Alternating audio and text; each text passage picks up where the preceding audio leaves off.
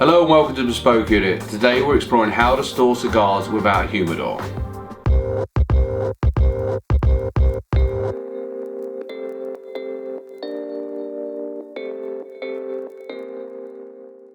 Hello, my name is Paul Anthony. And I'm CP.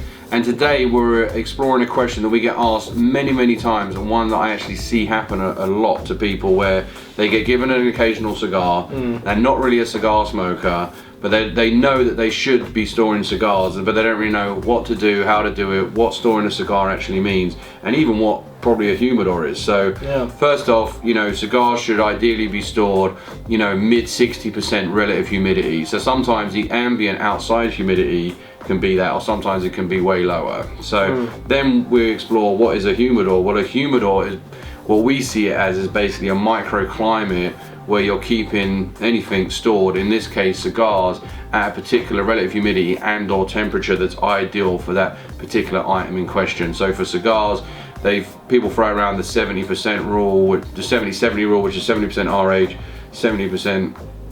70 degrees Fahrenheit, 20 Celsius-ish, for us Europeans. But you can go up and down a little bit, preferably down. It's better to store at 65 than say 75 or 80. But anyway, so now we'll kind of set the scene of, like, you've got some cigars, you're in a pinch. None of these methods are technically recommended. Like, we've got many videos below where we've got, best cheap humidor options, best value for money, how to build a Tupperware in this example. But just say you get given a cigar like this Gurkha, for example, and you don't have the ability to smoke it. If it's in the cellophane, leave it in the cellophane.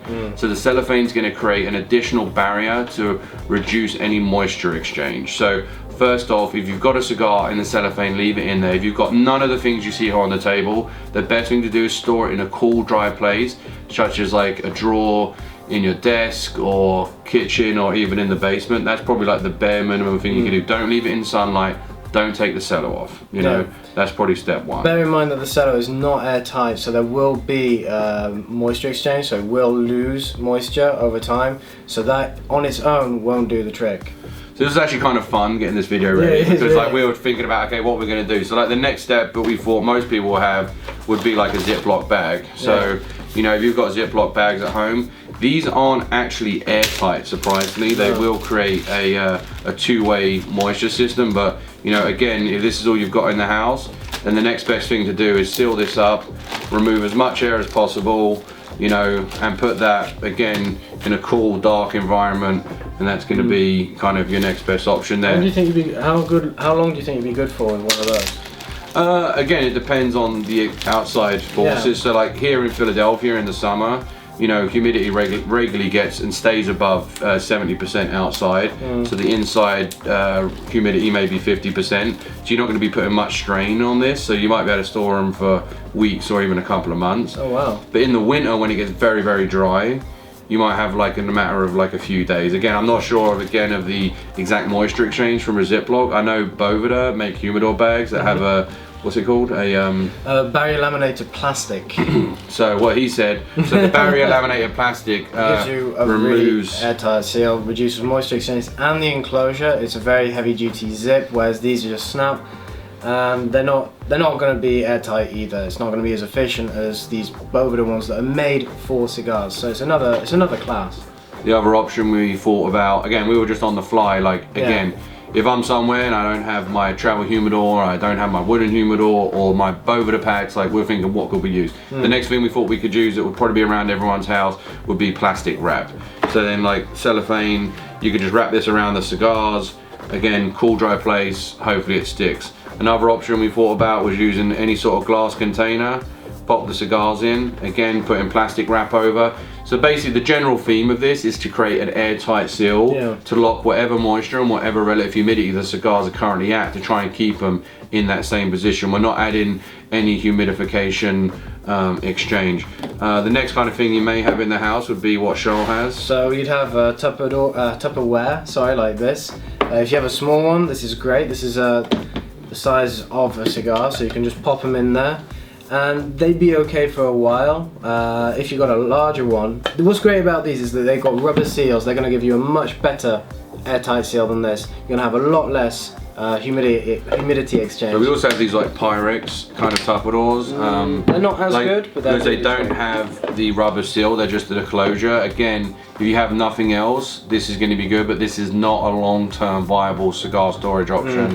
This is basically if you've got nothing else, as we say. So these big ones, we really like the ones by Systema because it's BPA-free plastic, no phthalates, I don't know how to pronounce it, but it's basically they're non-toxic plastic, so it's a reasonable solution. They also got these really good rubber seals and clips all the way around to really close this down and prevent any air escaping. If you kind of want to if you live in a particularly dry area and you do want to add a little bit of humidity in there, there's kind of two options. There are two options. One is just getting a little container like this. Yeah. And then one's getting a Ziploc. They actually do this at JJ Fox in London in the winter because it's so dry, there's low humidity. They'll actually they have a much smaller Ziploc bags than these. They actually put a little bit of paper in there and spray it with distilled water, and then put it in another bag and then leave it open, and that like lets a little bit of ambient RH come out of it. So there's the one option. And then I suppose the other option would be another container. There you go. Like that. So again, you're going to want to try and use distilled water so there's no impurities in the water. After that, maybe use mineral water because it does have impurities, does have minerals, but it's not as bad as tap water, which has chemicals and all sorts which can taint your cigar. Well, basically, if you're going to be looking for the solutions like that, we'd probably just say, look, go on Amazon and buy like a Boveda pack, or you know, $4 or $5. And that's going to, if you put them in an airtight container, that actually is effectively a Tupperware, and that can be your humidification solution. Quite a while. Again, these might last a year in there. Yeah, especially in an airtight container. In a container like this, you might only get a couple of months out of them. Like same with this, same with travel humidors. Again, we do seem like we push Boveda all the time, but it is the easiest and the best solution. I've gone through everything. I've gone through pots of distilled water, I've gone through gels, I've gone through beads, I've gone through foam, I've done everything, but ultimately this is the easiest and most cost-effective solution where you take all the guesswork out. It's going to give off the relative humidity you're looking for. 65 or 69 packs would probably be what I'd recommend, especially in an airtight container. And there you can go. So that's probably pretty much our rundown. So in reality, what it boils down to is basically if you get a cigar, keep it in a cool, dry place and try and create an airtight seal around those cigars. So whatever device or method you come up with, that's how you're going to want to store your cigars without a humidor. But basically what you're doing is trying to create a humidor, whether it's wrapping these in plastic wrap or whether it's putting them in an airtight Tupperware container. If you've got one of these, you're basically across the finish line. Yeah, you know? This is fine. So I hope that helps you guys. If you're looking to take your cigar passion a little bit further and maybe start collecting cigars, like myself and Charles, who between us probably have around 2,000 cigars, and we have long-term storage solutions, short-term, large, travel, everything. All of these guides have been created here at Bespoke Unit. So, you know, please feel free to explore them here on YouTube and at bespokeunit.com/cigars.